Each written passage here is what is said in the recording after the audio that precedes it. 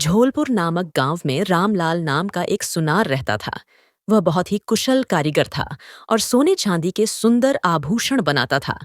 गांव के लोग उसकी कला का सम्मान करते थे और दूर दूर से उसके पास अपने आभूषण बनवाने आते थे।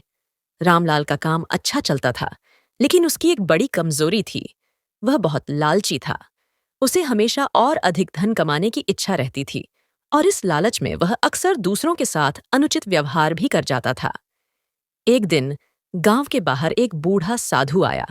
वह शांत और ज्ञानी दिख रहा था। रामलाल ने सुना कि साधु के पास कुछ चमत्कारी शक्तियां हैं, और उसके मन में तुरंत लालच जाग गया।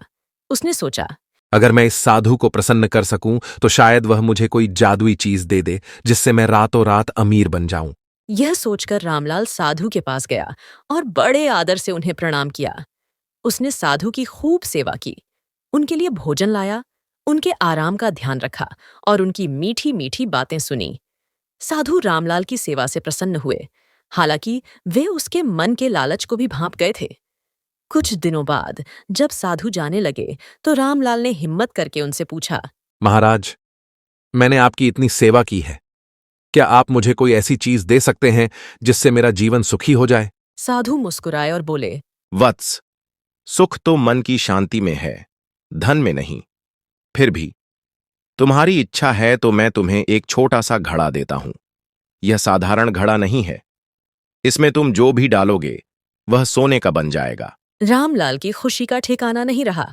उसने तुरंत साधु के चरणों में गिरकर उनका धन्यवाद किया। साधु ने उसे घड़ा दिया और कहा, इसका उपयोग सावधानी से करना और कभी लालच में मत पड़ना। इतना कहकर साधु वहां से चले गए। रामलाल तुरंत घर भागा। उसने एक छोटा सा पत्थर उठाया और घड़े में डाल दिया। पल भर में वह पत्थर चमकते हुए सोने के टुकड़े में बदल गया। रामलाल की आंखें चमक उठीं। उसने एक के बाद एक कई पत्थर घड़े में डाले और वे सभी सोने के बन गए। अब रामलाल का लालच और भी बढ़ गया।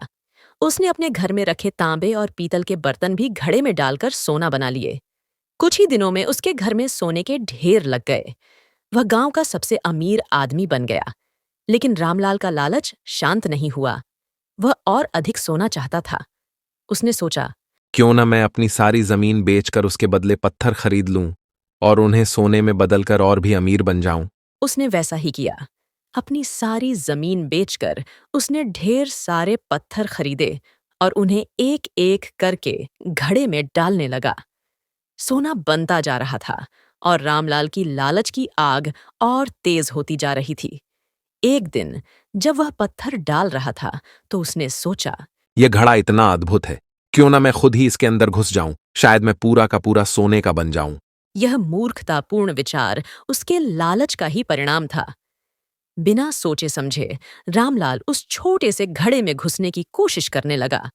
जाहिर है वह उसमें फिट नहीं हो सका। उसने बहुत जोर लगाया, लेकिन वह घड़े के अंदर नहीं जा पाया और बुरी तरह से उसमें फंस गया। उसकी पत्नी और बच्चे उसके चिल्लाने की आवाज सुनकर दौड़े आए। उन्होंने देखा कि रामलाल आधे से ज्यादा घड़े में घुसा हुआ है और दर्द से कराह रहा है।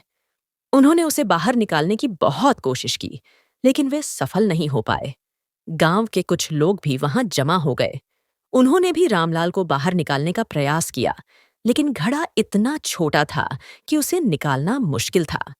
अंत में थक हार कर उन्होंने घड़े को तोड़ने का फैसला किया। जैसे ही उन्होंने घड़ा तोड़ा, रामलाल बाहर गिर पड़ा। उसे काफी चोटें आई थीं। उसका शरीर दर्द से कराह रहा था और उसका सारा सोना मिट्टी में मिल गया था। उस दिन रामलाल को एक बड़ा सबक मिला। उसने समझ लिया कि लालच बुरी बला है और अधिक पाने की इच्छा में उसने अपना सब कुछ खो दिया। जादुई घड़े ने उसे अमीर तो बनाया, लेकिन उसके लालच ने उसे बर्बाद कर दिया। उस दिन के बाद रामलाल का स्वभाव बदल गया। उसने लालच करना छोड़ दिया और संतोष के साथ अपना काम करने लगा। उसने अपनी कला पर ध्यान दिया और ईमानदारी से जीवन जीने लगा। धीरे धीरे उसकी इज्जत गांव में फिर से बढ़ गई और वह समझ गया कि सच्चा सुख धन में नहीं, बल्कि संतोष और ईमानदारी में है।